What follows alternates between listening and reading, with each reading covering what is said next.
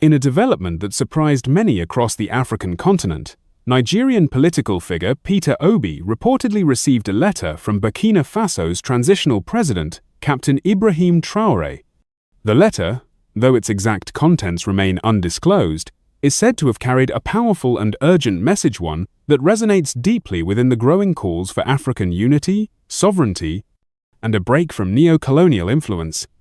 Peter Obi, a former governor of Anambra State and a leading opposition figure in Nigeria, has garnered attention for his populist tone, economic clarity, and strong stance on accountability and youth empowerment.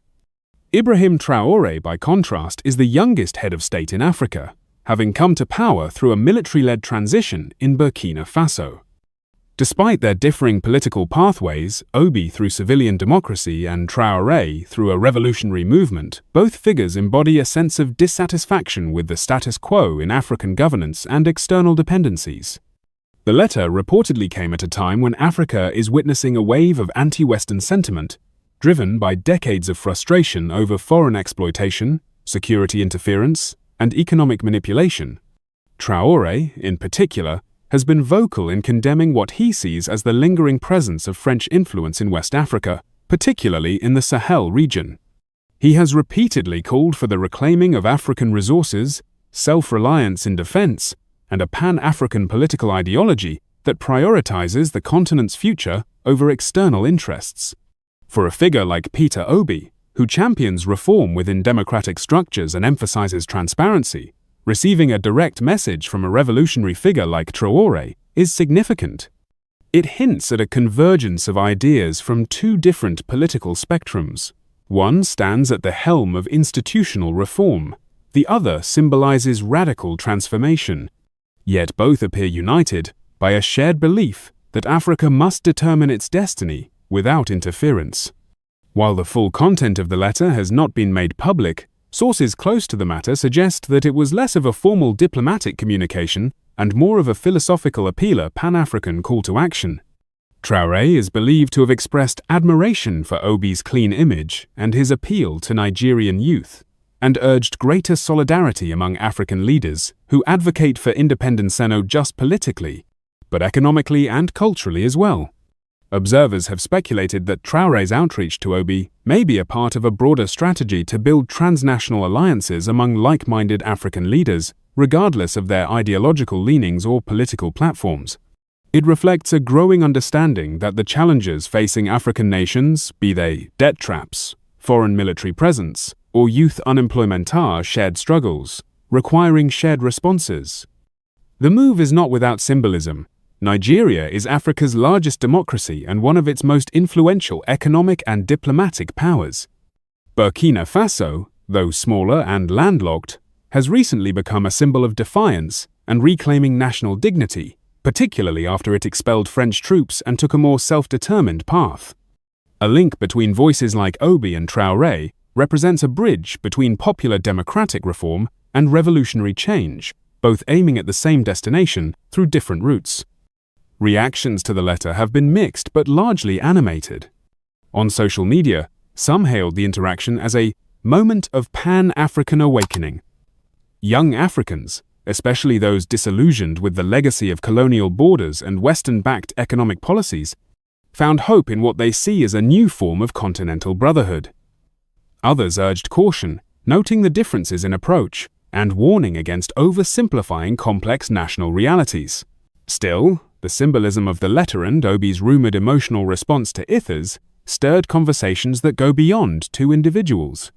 It has reintroduced the idea that African leaders must engage not just through summits and press conferences, but through honest, heartfelt dialogue that addresses the soul of the continent. The fact that a military leader in Burkina Faso is writing directly to a democratic reformist in Nigeria points to a shifting paradigm where Africa's future is debated more among its own than decided by external actors. Whether the letter leads to concrete collaboration remains to be seen, but its existence alone challenges the notion that African politics must remain fragmented or that ideological differences must mean isolation. Instead, it opens the door to cross-border solidarity, not based on party lines or military ranks, but on a shared sense of urgency that Africa cannot afford to wait for others to fix its problems. Peter Obi has not made a formal public statement regarding the letter, which only adds to its mystique and perceived significance. Some suggest that he may be weighing how to respond in a way that acknowledges the sentiment without disrupting Nigeria's diplomatic balance. Others speculate that the correspondence could inspire Obi to more directly address issues of African unity, economic independence, and foreign influence topics that Traoré has never shied away from. In the end, the gesture from Ibrahim Traoré to Peter Obi underscores a critical truth, that African voices must speak to each other, across borders, generations, and political systems. Whether through revolution or reform, what matters most is the shared vision for an Africa that stands tall, united, and sovereign on its own terms. The contents of the letter sent by Captain Ibrahim Traoré, the transitional president of Burkina Faso, carried a powerful and resounding message, one that echoed deeply within the hearts of Africans seeking true freedom and dignity. More than a letter, it was a call for unity, a call for self-determination, a call for the end of Western dependency. At its core, the message radiated an unyielding spirit of African solidarity. Traoré, a young and outspoken military leader who has rapidly become a symbol of anti-colonial resistance, used the letter as a platform to express his unwavering belief in Africa's right to chart its own path. He did not mince words. His tone was clear, bold, and urgent. Africa must rise. Africa must unite. Africa must break the invisible chains that still bind it to the legacy of colonialism. In the letter, Traoré denounced the continued economic and political influence that Western powers, particularly former colonial rulers, still exert over African states. Despite the appearance of independence, he argued, too many nations across the continent remain trapped in cycles of debt, aid dependency, and foreign military presence. Their policies are often shaped not by national interest, but by pressures from international financial institutions, foreign embassies, and multinational corporations. This, he insisted, is a form of modern colonialism, and it must be rejected with courage and clarity. What made the letter especially powerful was not just its critique of the current global order, but its vision for an alternative. Traoré articulated the idea of a sovereign Africa, a continent where resources are managed by Africans for Africans, where youth are educated with pride in their history, and where political decisions are made without fear of retaliation from foreign governments. He emphasized that Africa's path to development must be rooted in its own identity, cultures, and values, not imported ideologies or conditional assistance. Traoré did not write in isolation, or speak only for Burkina Faso. His message was aimed at the broader African leadership class. He urged presidents, ministers, lawmakers, and opposition figures alike to set aside differences in party, ethnicity, or language, and instead rally behind a shared mission: the defense of African sovereignty. "We may wear different uniforms and speak different tongues," he reportedly wrote, "but our people share the same struggle, and they await leaders who will no longer bow." A major theme in the letter was the protection of Africa's vast and rich natural resources. Traoré expressed deep concern over how foreign companies, many with ties to former colonial powers, continue to dominate sectors like mining, oil, agriculture, and telecommunications. He questioned why, after decades of independence, so much of Africa's wealth still leaves the continent, benefiting distant capitals more than local communities. He challenged African leaders to reclaim ownership not only of physical resources, but of the entire economic process. That means building capacity for local refining and manufacturing, investing in regional trade, and creating financial systems that are less exposed to foreign volatility. "We must not be content with exporting raw gold while our people dig in poverty," he wrote. "We must not trade sovereignty for loans." Crucially, Traoré's message was not framed in anger, but in empowerment. He did not dwell on victimhood, he focused on possibility. He envisioned a future where African nations support one another, learn from each other's successes and failures, and form strategic alliances that serve the continent first. Pan-Africanism, in his view, is not just a slogan from history, it is a necessity for survival in the 21st century. He cited the need for stronger regional coalitions, not just in politics, but in security, science, education, and culture. He encouraged African countries to prioritize intra-African dialogue and cooperation over reliance on outside partners. While he acknowledged that international engagement is part of global diplomacy, he warned against partnerships that compromise independence or dignity.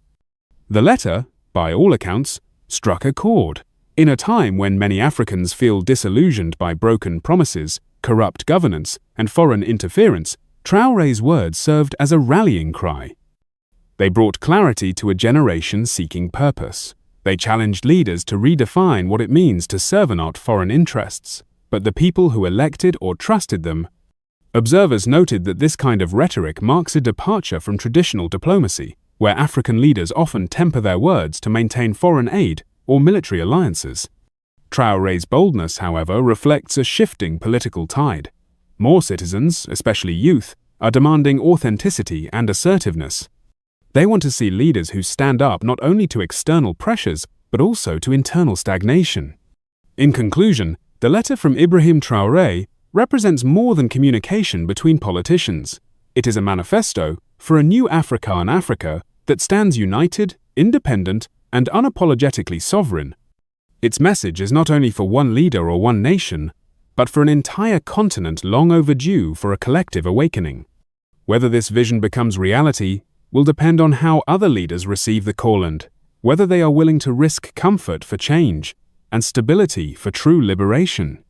When Peter Obi opened the letter sent by Captain Ibrahim Traoré, he had not anticipated the emotional impact it would have.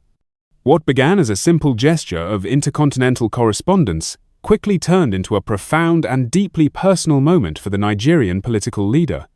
The tone of the letter, described by some insiders as passionate, uncompromising, and filled with raw honesty, resonated powerfully with Obi, stirring not only his political conscience but also his sense of purpose as an African statesman. Though he is known for his measured demeanor and pragmatic approach to politics, Peter Obi was said to have been visibly moved by the intensity of Traoré's words. The letter didn't follow the usual script of political diplomacy. There were no pleasantries, no hollow acknowledgements, and no rehearsed declarations. Instead, it was a bold manifesto, unapologetic declaration of African identity, sovereignty, and destiny. And for Obi, who has spent much of his political career advocating for better governance, transparency, and people-centered leadership, the message struck a deeply emotional chord. According to those close to Obi, what touched him most was not just the content of the letter, but the conviction behind it. Traoré's appeal was not made in arrogance, but in urgency. It was the voice of a young leader confronting the realities of a continent still shaped by foreign interests and historical exploitation. He wrote with clarity and courage, calling on his peers to reject the illusion of independence and embrace true self-determination. Obi, who has long voiced concerns over Nigeria's over-reliance on external powers and flawed economic structures, found in the letter a mirror of his own values articulated with a rawness that few politicians dare to express publicly. Obi was reportedly struck by Traoré's emphasis on African dignity, the idea that Africans must no longer wait for validation from Western institutions or rely on foreign aid packaged in conditions. He saw in the letter a refreshing defiance, not rooted in aggression, but in pride and belief in what Africa can achieve when united and fearless. That message, it seems, did more than appeal to his intellect, it spoke to his heart. Sources suggest that Obi spent time reflecting quietly after reading the letter, discussing it with his closest aides, and considering its implications not just for himself, but for Nigeria and the broader African political community.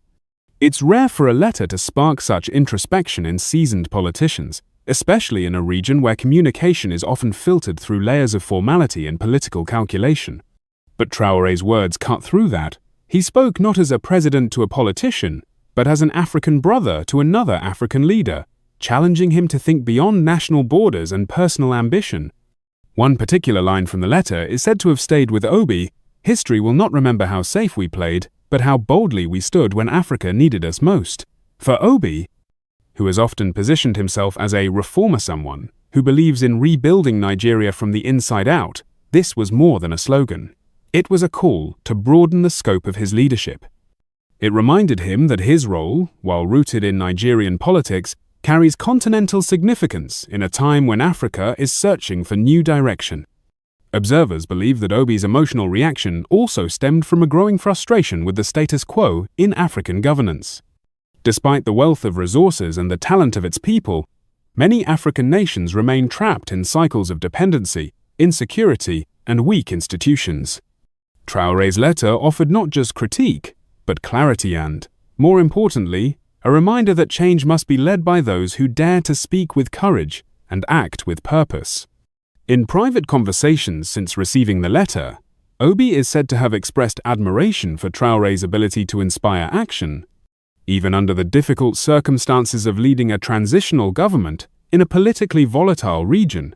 While their paths to leadership are vastly different, Obi reportedly acknowledged that courage takes many forms and that the courage to challenge global norms on behalf of African people is one of the highest callings a leader can answer. Whether Peter Obi will issue a public response remains uncertain. However, insiders suggest the letter has already begun to influence how he frames his vision moving forward.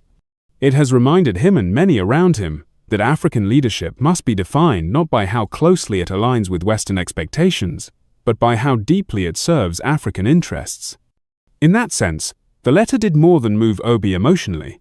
It reinforced a shared vision between two very different leaders on the same journey toward African dignity. Traoré's words may have been fiery, but they were also visionary. And in Obi's quiet contemplation of them, a seed may have been planted a deeper commitment not only to national reform, but to Pan-African renewal. At a time when Africa stands at a crossroads, with youth demanding more, with citizens demanding integrity, and with external powers watching closely, moments like these, moments of unexpected connection and heartfelt reflection, may hold the key to a different kind of future. In the end, the emotional response from Peter Obi was not simply about the letter. It was about what the letter represents, the possibility that across language, age, borders, and political systems, African leaders can begin to speak in one voice, a voice that says, clearly and without apology, Africa belongs to Africans. The letter from Captain Ibrahim Traoré did not remain confined to the desks of political elites. Within days of its existence becoming public knowledge, it had rippled across African societies, media platforms, and political discourse. The emotional resonance and ideological weight of the letter triggered widespread reaction not just among politicians, but among citizens, intellectuals, activists, and the ever-watchful youth across the continent. In a region where political messaging often gets buried in bureaucracy or diluted by diplomatic ambiguity, this letter stood out. It was raw, it was bold, and above all, it felt necessary. For many Africans, especially the younger generation, the letter struck a deeply personal chord. Across social media platforms in countries like Nigeria, Ghana, Senegal, and South Africa, hashtags invoking African unity and sovereignty began to trend. Memes, commentary videos, and reaction threads multiplied, with users quoting lines from the letter and praising the spirit of its message. What made this moment different was that the letter didn't speak in abstract political jargon. It spoke the language of urgency, of truth, and of frustration, none that mirrored the everyday conversations of millions of Africans tired of seeing their countries rich in resources but poor in agency. Political analysts from both Francophone and Anglophone Africa weighed in with thoughtful perspectives. Some described the letter as a watershed moment for Pan-African thought in the 21st century. Others likened it to a digital age reawakening of the visionaries of old Kwame Nkrumah, Thomas Sankara, Patrice Lumumba, who once dreamed of a united, self-reliant Africa. To many, Traoré's message represented not merely idealism, but a resurgence of that revolutionary spirit.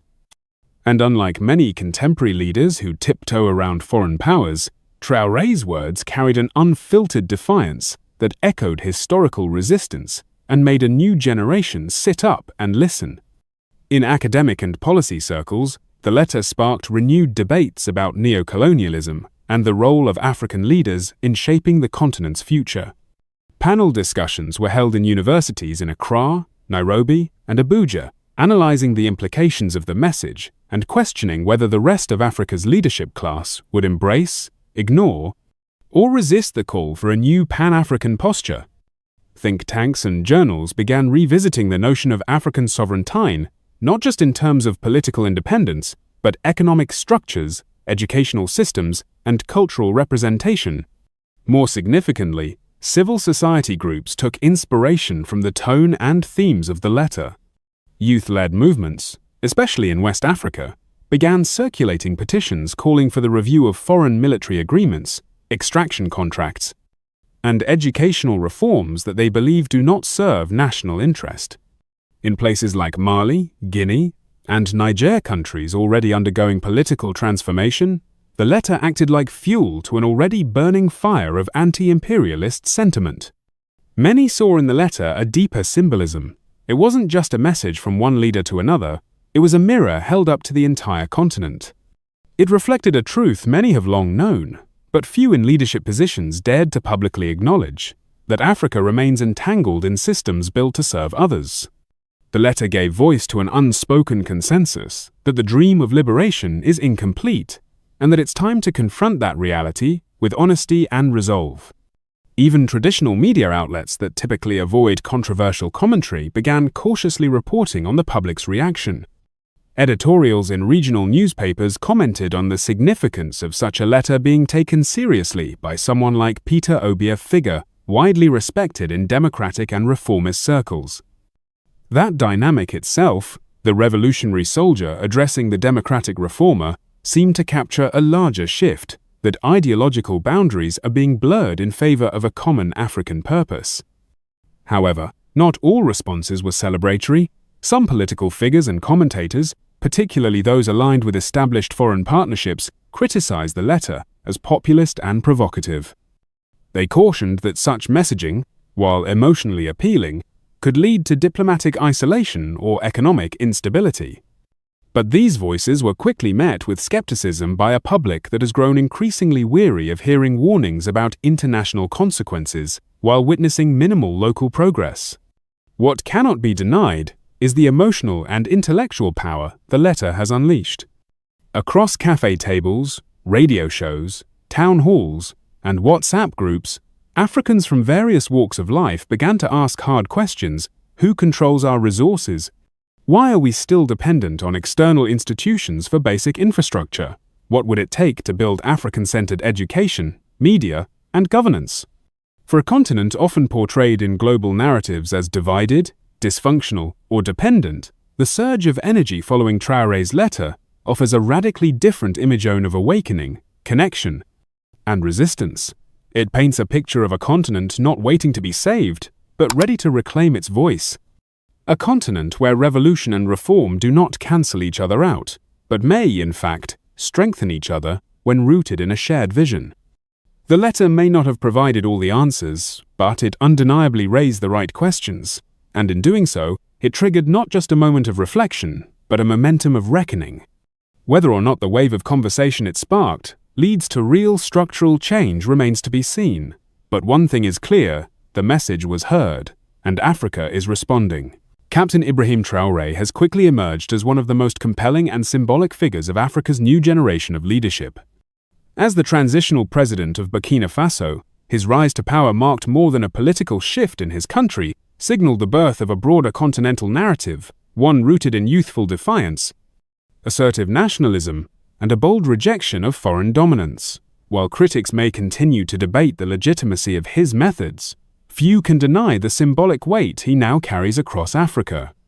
At just 34 years old when he assumed office, Traoré became the youngest head of state in the world. Yet it is not only his age that makes him stand out, it is his message. In a continent where many of its leaders have clung to power for decades, often becoming disconnected from the youth they claim to represent, Traoré has come to embody the urgency and ambition of a new generation demanding change. He does not speak like the traditional politician. He speaks like a soldier on a mission, a revolutionary with clarity of purpose, and a leader fueled by the pain and potential of his people. In Burkina Faso, his popularity has soared, especially among young people. They see in him someone who not only understands their frustrations but shares them. From insecurity and poverty to the legacies of colonialism, Traoré articulates these issues with a sense of moral clarity that resonates deeply. His speeches are not laced with diplomatic niceties. They are charged with energy, conviction, and purpose. He talks of sovereignty, pride, and ownership not as abstract ideals, but as immediate goals, and for millions across the country, that has rekindled a sense of hope that had long been lost. But Traoré's influence has far surpassed the borders of Burkina Faso. In neighboring countries such as Mali and Niger, he is increasingly being viewed as a brother-in-struggle fellow reformist leader who is unafraid to challenge international power structures. In these nations, which have also experienced coups and political transitions, Traoré's rhetoric has found fertile ground. His calls for an end to foreign military presence, particularly French troops, echo sentiments that have been simmering for years among populations, weary of unfulfilled promises and external interference. In Nigeria, a country whose sheer size and influence shape much of West Africa's political climate, Traoré has also caught the attention of the public, particularly the youth. Nigerian activists, students, and political observers are beginning to engage more seriously with his speeches and ideas. Many young Nigerians, frustrated by the slow pace of reform and the entrenchment of elite political networks, have expressed admiration for Traoré's boldness and clarity. While Nigeria remains a democracy with its own unique dynamics, the emotional impact of Traoré's words has cut across political systems. He has become a symbol of what it looks like when leadership speaks directly to the soul of the people. His image is spreading not just through state media or formal channels, but through WhatsApp groups, TikTok videos, Instagram Reels, and Facebook posts. Short clips of his speeches are translated and subtitled in English, French, Hausa, and more. His declarations, such as "Africa must stop begging" or "We will no longer be ruled by those who plunder us," are being shared widely, often accompanied by hashtags celebrating African pride and resistance. In a region where digital youth culture is rapidly shaping political consciousness, Traoré has become a viral icon of resistance and revival. What makes his symbolic leadership even more potent is that it comes at a time when many Africans feel disillusioned with the global order. The COVID-19 pandemic, economic inequality, climate vulnerability, and rising insecurity have exposed just how vulnerable African countries remain, despite decades of independence. For many, Traoré represents not just a critique of the past, but a vision for the future, a leader willing to confront the uncomfortable truths that others shy away from. Still, his influence is not without controversy. His military background and the way he came to power have drawn criticism from international observers and human rights groups. Some question whether his administration can deliver sustained governance reforms and protect civil liberties. These concerns are valid and necessary in any political discourse. But even among critics, there is acknowledgement that his appeal is rooted in more than just politics. It's about symbolism, representation, and the hunger for authenticity. Across Africa, the idea of leadership is being redefined. No longer is it enough to simply occupy office or recite diplomatic platitudes. The people, especially the youth, are demanding passion, conviction, and courage. They want leaders who not only talk about independence, but who act as if independence matters.